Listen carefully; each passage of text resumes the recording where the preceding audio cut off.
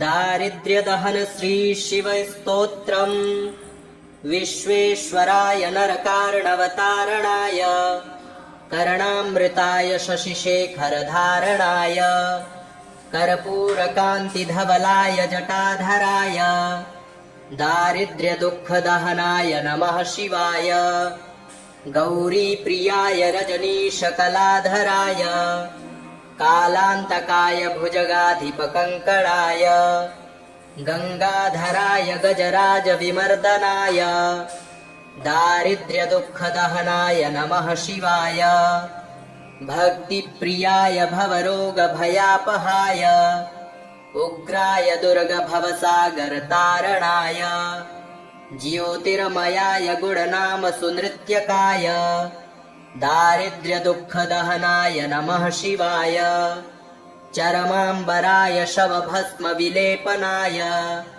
भालेक्षणाय मणिकुण्डलमण्डिताय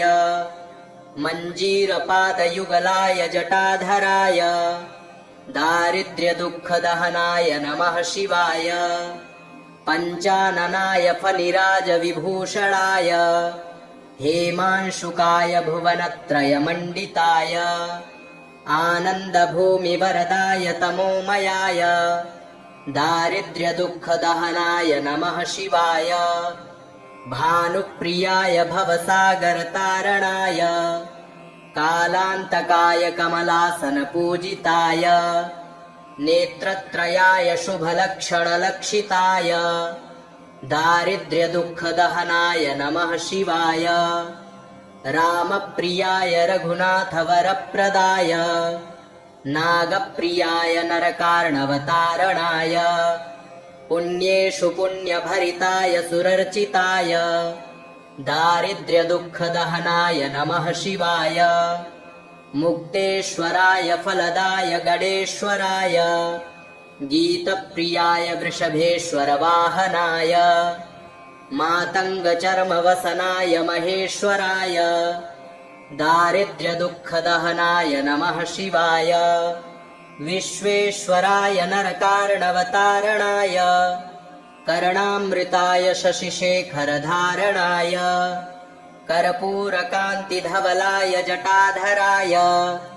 दारिद्र्यदुःखदहनाय नमः शिवाय गौरीप्रियाय रजनीशकलाधराय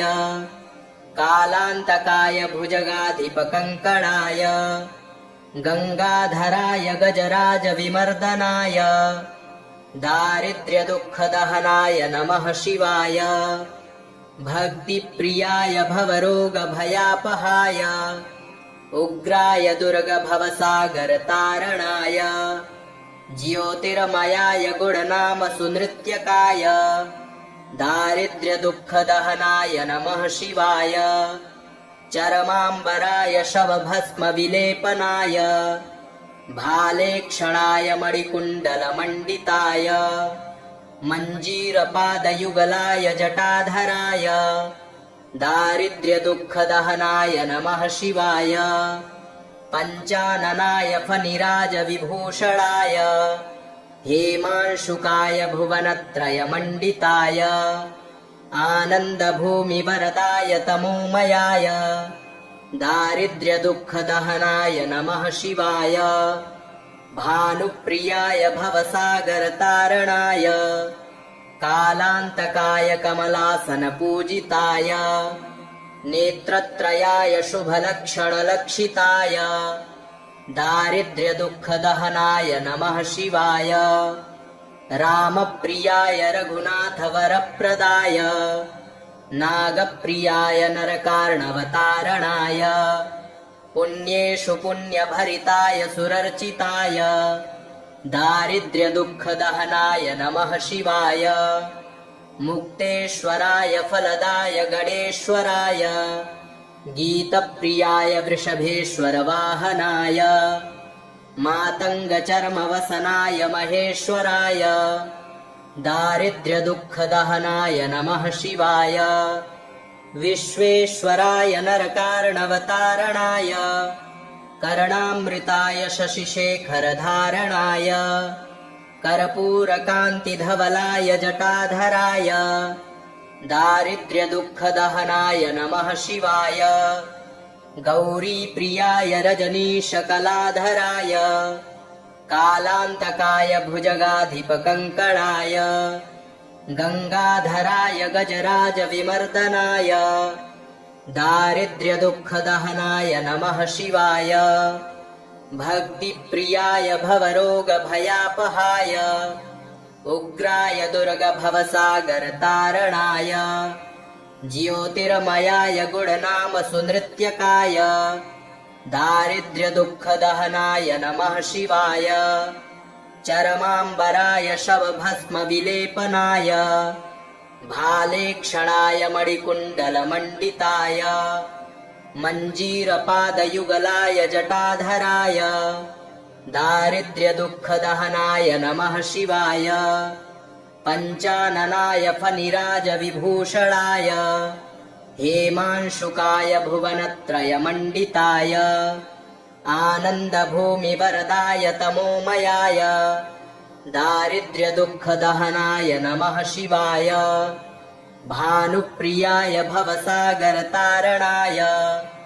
कालान्तकाय कमलासनपूजिताय नेत्रत्रयाय शुभलक्षणलक्षिताय दारिद्र्यदुःखदहनाय नमः शिवाय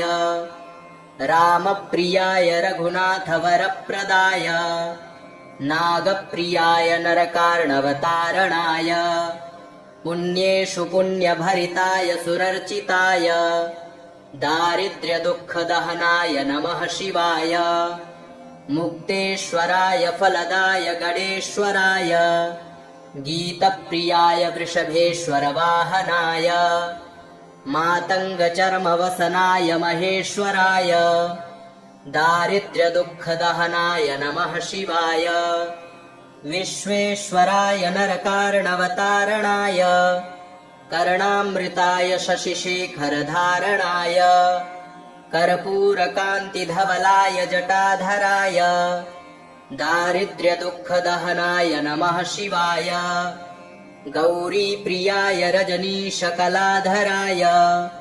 कालान्तकाय भुजगाधिपकङ्कणाय गङ्गाधराय गजराजविमर्दनाय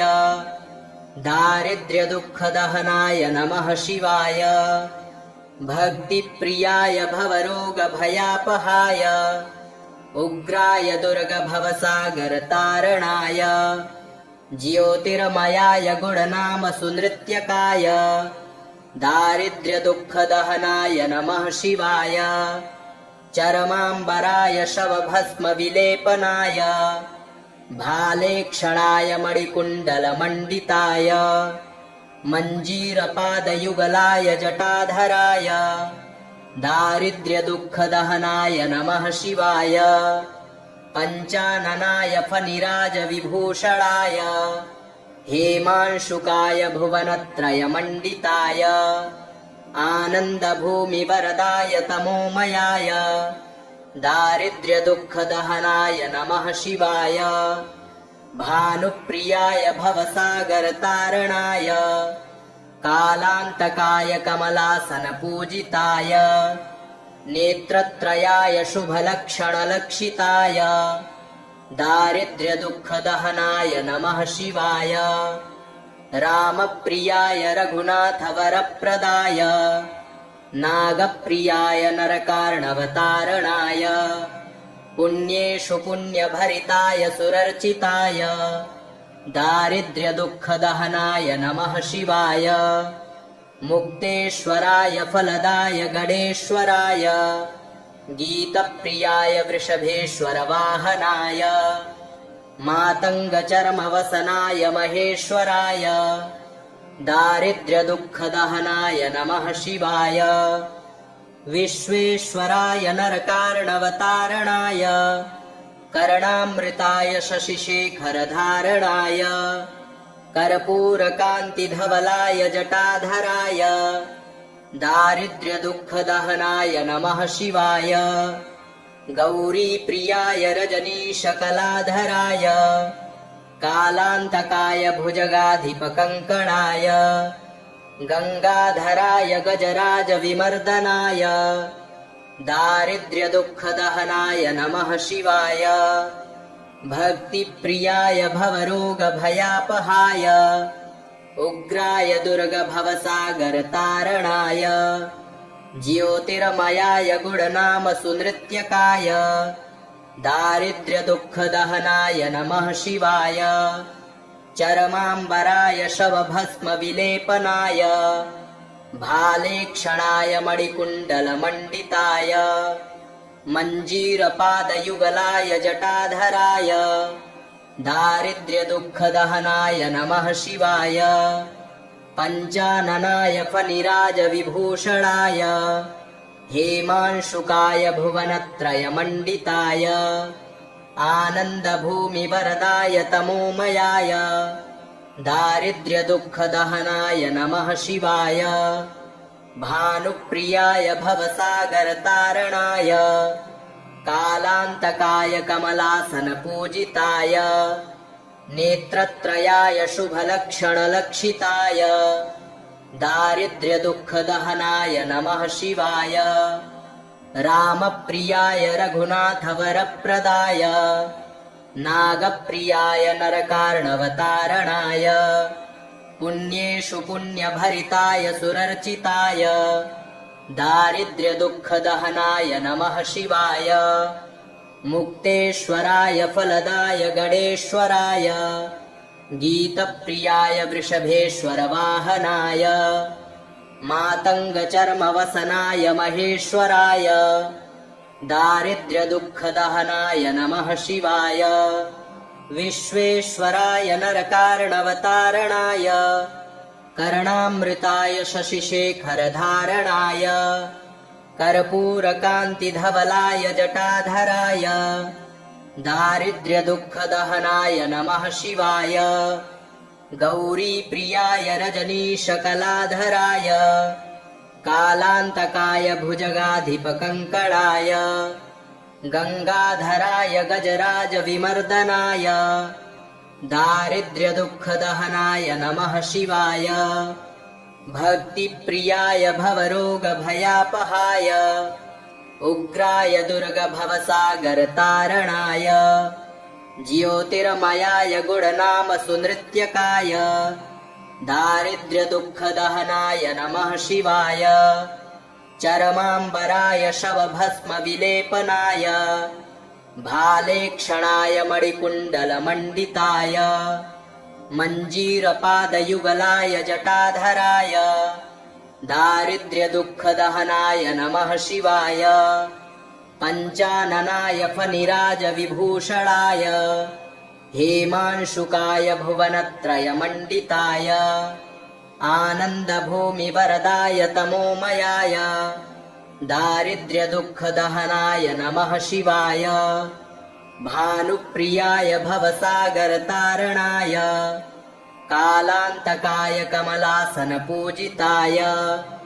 नेत्रत्रयाय शुभलक्षणलक्षिताय दारिद्र्यदुःखदहनाय नमः शिवाय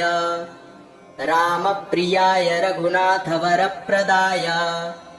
नागप्रियाय नरकार्णवतारणाय पुण्येषु पुण्यभरिताय सुरर्चिताय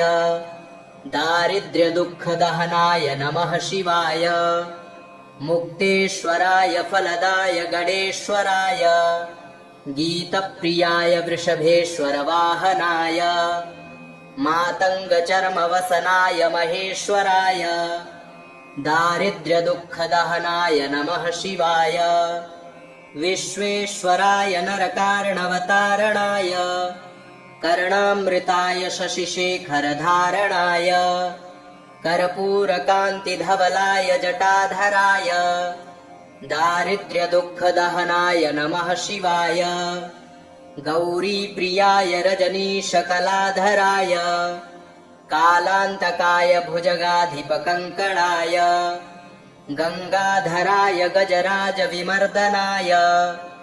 दारिद्र्यदुःखदहनाय नमः शिवाय भक्तिप्रियाय भवरोगभयापहाय उग्राय दुर्गभवसागरतारणाय ज्योतिर्मयाय गुणनाम सुनृत्यकाय दारिद्र्यदुःखदहनाय नमः शिवाय चरमाम्बराय शवभस्मविलेपनाय भालेक्षणाय मणिकुण्डलमण्डिताय मञ्जीरपादयुगलाय जटाधराय दारिद्र्यदुःखदहनाय नमः शिवाय पञ्चाननाय फणिराजविभूषणाय हेमांशुकाय भुवनत्रयमण्डिताय आनन्दभूमिवरदाय तमोमयाय दारिद्र्यदुःखदहनाय नमः शिवाय भानुप्रियाय भवसागरतारणाय कालान्तकाय कमलासनपूजिताय नेत्रत्रयाय शुभलक्षणलक्षिताय दारिद्र्यदुःखदहनाय नमः शिवाय रामप्रियाय रघुनाथवरप्रदाय नागप्रियाय नरकार्णवतारणाय पुण्येषु पुण्यभरिताय सुरर्चिताय दारिद्र्यदुःखदहनाय नमः शिवाय मुक्तेश्वराय फलदाय गणेश्वराय गीतप्रियाय वृषभेश्वरवाहनाय मातङ्गचर्मवसनाय महेश्वराय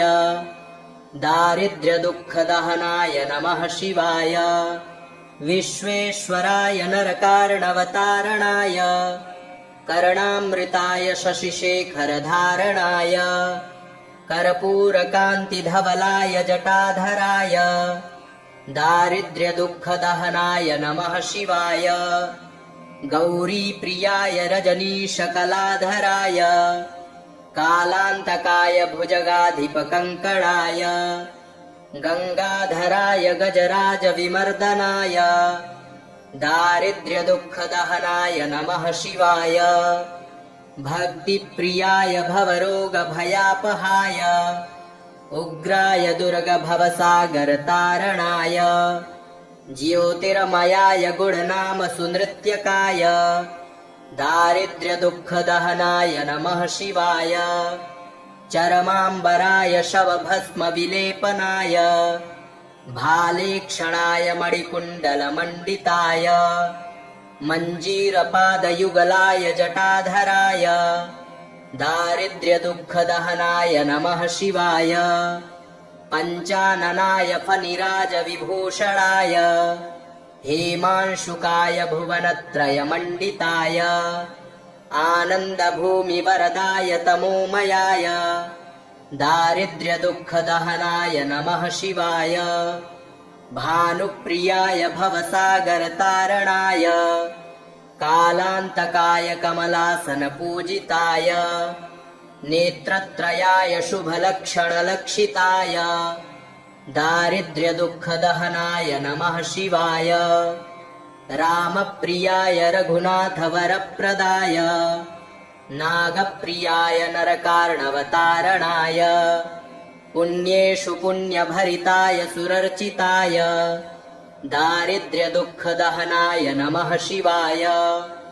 मुक्तेश्वराय फलदाय गणेश्वराय गीतप्रियाय वृषभेश्वरवाहनाय मातङ्गचर्मवसनाय महेश्वराय दारिद्र्यदुःखदहनाय नमः शिवाय विश्वेश्वराय नरकार्णवतारणाय कर्णामृताय शशिशेखरधारणाय कर्पूरकान्तिधवलाय जटाधराय दारिद्र्यदुःखदहनाय नमः शिवाय गौरीप्रियाय रजनीशकलाधराय कालान्तकाय भुजगाधिपकङ्कणाय गङ्गाधराय गजराजविमर्दनाय दारिद्र्यदुःखदहनाय नमः शिवाय भक्तिप्रियाय भवरोगभयापहाय उग्राय दुर्गभवसागरतारणाय ज्योतिर्मयाय गुणनामसुनृत्यकाय दारिद्र्यदुःखदहनाय नमः शिवाय चरमाम्बराय शवभस्मविलेपनाय भालेक्षणाय मणिकुण्डलमण्डिताय मञ्जीरपादयुगलाय जटाधराय दारिद्र्यदुःखदहनाय नमः शिवाय पञ्चाननाय फनिराजविभूषणाय हेमांशुकाय भुवनत्रयमण्डिताय आनन्दभूमिवरदाय तमोमयाय दारिद्र्यदुःखदहनाय नमः शिवाय भानुप्रियाय भवसागरतारणाय कालान्तकाय कमलासनपूजिताय नेत्रत्रयाय शुभलक्षणलक्षिताय दारिद्र्यदुःखदहनाय नमः शिवाय रामप्रियाय रघुनाथवरप्रदाय नागप्रियाय नरकार्णवतारणाय पुण्येषु पुण्यभरिताय सुरर्चिताय दारिद्र्यदुःखदहनाय नमः शिवाय मुक्तेश्वराय फलदाय गणेश्वराय गीतप्रियाय वृषभेश्वरवाहनाय मातङ्गचर्मवसनाय महेश्वराय दारिद्र्यदुःखदहनाय नमः शिवाय विश्वेश्वराय नरकार्णवतारणाय कर्णामृताय शशिशेखरधारणाय कर्पूरकान्तिधवलाय जटाधराय दारिद्र्यदुःखदहनाय नमः शिवाय गौरीप्रियाय रजनीशकलाधराय कालान्तकाय भुजगाधिपकङ्कणाय गङ्गाधराय गजराजविमर्दनाय दारिद्र्यदुःखदहनाय नमः शिवाय भक्तिप्रियाय भवरोगभयापहाय उग्राय दुर्गभवसागरतारणाय ज्योतिर्मयाय गुणनामसुनृत्यकाय दारिद्र्यदुःखदहनाय नमः शिवाय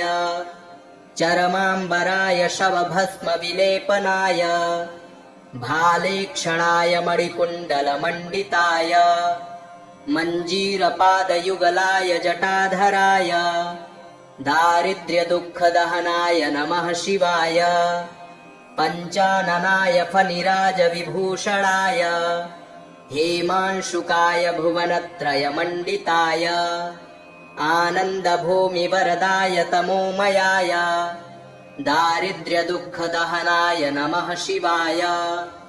भानुप्रियाय भवसागरतारणाय कालान्तकाय कमलासनपूजिताय नेत्रत्रयाय शुभलक्षणलक्षिताय दारिद्र्यदुःखदहनाय नमः शिवाय रामप्रियाय रघुनाथवरप्रदाय नागप्रियाय नरकार्णवतारणाय